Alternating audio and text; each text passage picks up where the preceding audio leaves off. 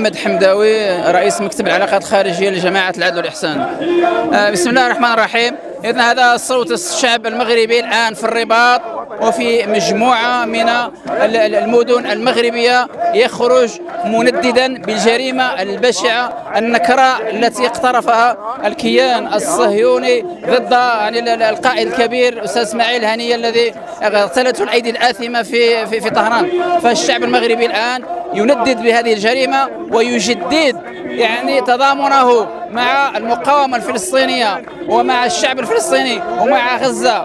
إننا نعتبر ارتقاء شهداء قادة كبار من مثال الأستاذ إسماعيل هنية أن هذا الارتقاء هو عنوان على الفداء لفلسطين من كل مستويات المسؤولية في المسؤولين الفلسطينيين، وأن هذا الاغتيال لن يزيد المقاومة إلا ثباتا وإلا قوة، وأن لنا يقين في أن هذا العدو الصهيوني سيندحر عن فلسطين وأن المقاومة ستنتصر. وما كان في يوم من الأيام اغتيال واستهداف القادة أنه يثني أجيال المقاومة عن الاستمرار في مناجزة المستعمر، فستنتصر المقاومة وسيندحر المحتل عن فلسطين. معاد الجحري نائب المنسق الوطني للجبهة المغربية لدعم فلسطين ومناهضة التطبيع. اليوم راه خرجت عشرات ديال الفروع والمناطق في إطار النداء اللي وجهته الجبهة المغربية لدعم فلسطين ومناهضة التطبيع، وهو احتجاج على احتجاج واستنكار وإدانة قوية لاغتيال القائد السياسي إسماعيل هنية رئيس حركة حماس، واغتيال أكيد أو شبه أكيد للقائد العسكري لحزب الله في لبنان. ونحن خرجنا إذن لنقدم العزاء لحركة حماس ولمختلف الفصائل المشكلة لحركة التحرر الوطني الفلسطينية، وجئنا إذن لنعبر عن دعمنا للمقاومة الفلسطينية المسلحة وكذلك للمقاومة المسلحة في لبنان وفي اليمن وفي العراق وفي سوريا. ونحن متأكدون من أنها ستنتصر باتباعها هذا الأسلوب البطولي في المقاومة. وجئنا أيضا لنستنكر بكل قوة عزم النظام الأكيد على الاستمرار في سياسة التطبيع، وهو ليس مجرد تطبيع بل تنسيق وتعاون وتحالف مع الكيان الصهيوني، فليسقط هذا التطبيع. أمين عبد الحميد، عضو السكرتارية الوطنية ديال الجبهة المغربية لدعم فلسطين ومناهضة التطبيع.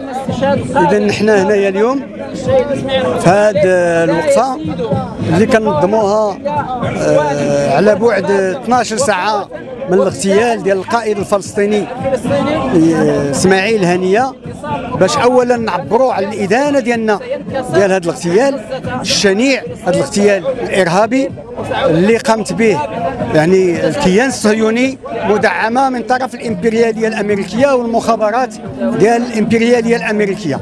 اذا حنا هنايا باش ندينوا هذا الاغتيال الشنيع وندينوا كذلك العمليات اللي تمت نهار امس سواء في جنوب لبنان في الضاحيه ديال بيروت، واللي مشى ضحيه ديالها واحد العدد ديال المدنيين وديال الاطفال، وكذلك احد القاده العسكريين ديال المقاومه الفلسطينيه، وكذلك العمليه اللي كانت في العراق. اذا هنالك هجوم ارهابي على المقاومه الفلسطينيه. اذا حنا مع المقاومه الفلسطينيه، وهذه السر ديال هذه الوقفه اليوم. حنا هنا كذلك باش نعبروا على الادانه ديالنا الاستمرار ديال التطبيع مع الكيان الصهيوني، التطبيع ديال المغرب مع الكيان الصهيوني، ونطالبوا بالتوقيف ديال التطبيع. هذه الوقفات اللي كاينه اليوم واللي كانت في هذا منذ 7 اكتوبر الماضي هي ادانه في الحقيقه ديال التطبيع، هي استفتاء ضد التطبيع. ولهذا خص الحكام المغاربه يفهموا راسهم ويجعلوا حد للتطبيع مع الكيان الصهيوني. ونحن في جميع الاحوال ما دامت المقاومه مستمره في كفاحها ضد الكيان الصهيوني، احنا مستمرون ضد التطبيع الى حين اسقاطه. اليوم يقف الشعب المغربي بكل مكوناته الحرة ليدين استشهاد القائد البطل الدكتور إسماعيل هنية، الذي نعتبر اغتياله نهاية لإسرائيل ونهاية لغطرستها ولبطشها. اليوم نقف لنقدم العزاء لكل الشعوب الحرة وللشعب الفلسطيني وللمقاومة الفلسطينية. إن اغتيال الشهيد هو علامة على قوة المقاومة وقوة القضية، وسوف تتحرر فلسطين.